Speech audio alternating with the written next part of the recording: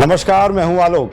बिहार की राजनीति में अगर कोई नेता है जो मौसम के साथ अपना पॉलिटिकल जैकेट बदलने में उस्ताद है तो वो है सबके चहेते नीतीश कुमार। सर्दी हो या गर्मी, चुनाव हो या गठबंधन, अगर कोई चीज स्थिर था तो वो है नीतीश कुमार का मुस्लिम प्रेम। नीतीश को ये बात अच्छे से समझ में आती थी, तभी तो जब जब चुनाव पास आते थे वो अल्पसंख्यकों की खिदमत में हाजिर हो जाते थे। कभी स्कॉलरशिप बांटते थे, कभी मदरसों की सुध लेते थे और कभी कहते थे हम बीजेपी के साथ हैं मगर दिल से सेक्युलर हैं। नीतीश कुमार का पलटी मार वाला गेम तो जग जाहिर ही है। एक तरफ 2002 की याद दिलाने वाली पार्टी के साथ गठबंधन, दूसरी तरफ धार्मिक सहिष्णुता का लेक्चर। मानो शादी भी हो जाए और सिंगल रहना भी ना छोड़ा जाए।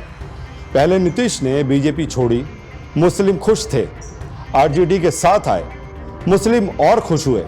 फिर बीजेपी के साथ वापस, मुस्लिम थोड़ा कंफ्यूज हो गए और फिर से महागठबंधन, मुस्लिम फिर खुश थे। अब हाल यह है कि मुस्लिम वोटर भी कहते हैं भाई पहले बता दो इस बार कौन सी टीम में हो।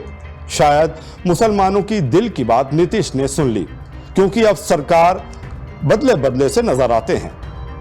मुस्लिमों के हिमायती ईद में रोजा इफ्तारी वाले नीतीश ने मुसलमानों से किनारा कर लिया है।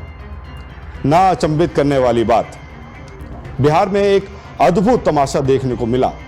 मंच सजा था, मदरसा शिक्षक मौजूद थे, मंत्री जमा खान अपने धार्मिक जोश में टोपी लेकर आगे बढ़े, लेकिन मुख्यमंत्री नीतीश कुमार ने टोपी को ऐसे देखा जैसे बच्चा करेले की सब्जी को देखता है। टोपी पहनाने की मंशा थी, इज्जत थी, लेकिन नीतीश बाबू ने इज्जत से टोपी वापस की और बड़े प्यार से मंत्री जी के ही सिर पर सजा दी। मानो कह रहे हो आप ही संभालिए, अब इस टोपी का वजन मुझसे नहीं उठेगा। इस पूरे दृश्य ने साफ कर दिया कि बिहार की राजनीति में अब टोपी पहनने से ज्यादा जरूरी हो गया है टोपी पहनाने से बचना। कहीं कोई ये ना समझ ले कि टोपी के साथ नीयत भी बदल गई है। मदरसा शिक्षक खड़े थे अपनी मांगों को लेकर, लेकिन उनकी आवाज मंच की चकाचौंध में कहीं खो गई, क्योंकि असली मुद्दा यह बन गया था कि टोपी किसके सर जाएगी। राजनीति में टोपी पहनाना अब सम्मान नहीं, एक जोखिम भरा स्टाइल स्टेटमेंट बन चुका है।